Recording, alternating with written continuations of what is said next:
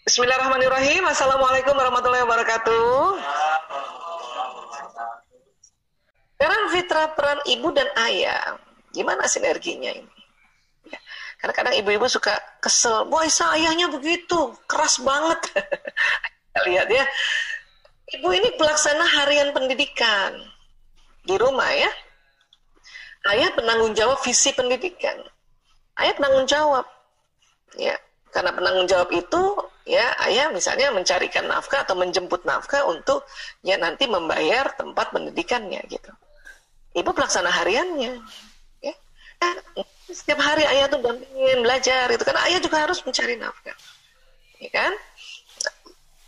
Ibu personal of love and sincerity. Jadi ibu ini orang yang penuh kasih sayang dan penuh ketulusan. Memang itu udah fitrahnya. Ya, jadi ibu orang yang penuh kasih sayang dan penuh ketulusan, ya.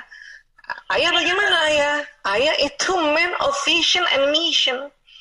Bapak atau ayah ini adalah orang yang visi misi. Ya, visi misi. Ayah tuh bukan hanya harian, dia memikirkan ke depannya. Cuman memang karena laki-laki ya tidak seperti perempuan, fitrah yang Allah berikan, maka kadang tidak tampak ayah itu memikirkan tentang visi misi. Itu yang kadang bunda gemes. Ayah mikirin nggak sih sekolah anak-anak? Padahal memikirkan. Jelas ini visi misinya. Ya, ayah memang kadang nggak kelihatan karena itu perbedaan ayah ibu. Nanti kita belajar itu. Ya, baik. Ibu pemilik moralitas dan nurani. Ya. Ayah bagaimana? Ayah pembangun sistem berpikir dengan tantangan dan bermain. Jadi para bunda kalau ayah ya mengajak anaknya bermain, kemudian memberikan tantangan-tantangan, ya challenging, itu jangan dimarahin. Karena banyak ibu-ibu adanya ya ajak anaknya misalnya melakukan tantangan, ya besok kita ya lomba sepeda, wah gitu. Kadang ibu-ibu suka jangan gitulah ya, besok hujan, nah gitu, sering kayak gitu. Nah bapak-bapak itu suka kesel kalau dia sedang membangun sistem berpikirnya dengan tantangan dan bermain, ibunya ya atau sang ibu itu mengintervensi. Karena kita itu tadi ya, moralitas dan nurani, kasihan ya anak-anak ya, gitu ya. Kalau waktu bapaknya memberikan tantangan, ibu selalu bilang kasihan anak-anaknya, janganlah ya, gitu.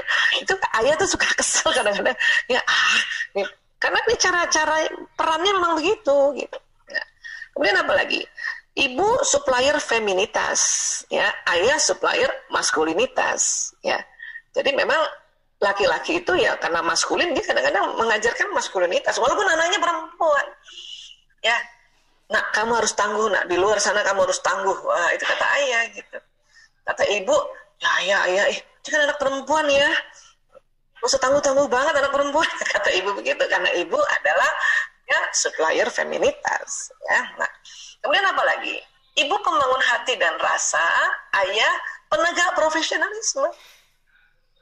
Misalnya suami saya nih, ayah foto ya, foto bilang sama anak-anak, ya, kamu dokter yang harus menerima apa aja tuh dari klinik atau dari rumah sakit, orang kasih kamu gaji berapa atau BPJS nggak turun-turun, nah itu kan profesionalisme ya, nah, kamu terima aja, gitu kata ayahnya, ya kan? Tapi kita yang sebagai pembangun hati dan rasa ini juga sedih, ya kasih ya kasihan ya. Gajinya belum turun ya, itu kan peran kita ibu kan. Kata ayah nggak bisa kadang-kadang gitu ya. Tapi kita harus pinter ini bagaimana ya meminta pada ayahnya ya kasihlah sedikit ya. Ya kata ayah ya aku kasih tapi seolah-olah aku nggak kasih. Itu tugas ayah. Ya. Nah, kemudian ibu berbasis pengorbanan, ayah konsultan pendidikan. Artinya ibu selalu ya merasa biar saya aja deh. Yang kerjain PR-nya anak-anak, apalagi yang anak-anaknya masih kecil ya, anaknya udah tidur besok harus dikumpulin PR, biar aja deh. Selalu berbasis pengorbanan. Kalau ayah yang dampingi anak belajar nggak bisa ya, kalau kamu nggak bisa ngerjain sudah ya tanggung jawab buat besok itu ya. Nah inilah ini peran-peran ayah ini kan memang berbeda dengan kita ya. Ibu sang pembasuh luka ya, kalau anak sedih apa ibu yang maju gitu. Ayah apa? The person of tega. Emang begitu Banyak ibu-ibu lapor sama saya atau konseling sama saya, Bu Esa, ayahnya tuh tega banget. Terus ibu maunya gimana? Kayak saya dong Bu Esa, ayah ini kan ya harusnya dia ngerti dong tentang anak-anak. Ya dia justru karena ngerti itu, makanya munculnya kayak gitu. Inilah fitrah peran ibu dan ayah yang harus bersinergi. Ya, artinya setiap anak itu mendapat dua sisi, ya, gaya pembelajaran, gaya pendidikan dari ibu dan ayahnya. Jadi anak itu jadinya sempurna. Kan kita mau jadikan dia cerdas, ya. Jadi harus dua sisi ini. Ya.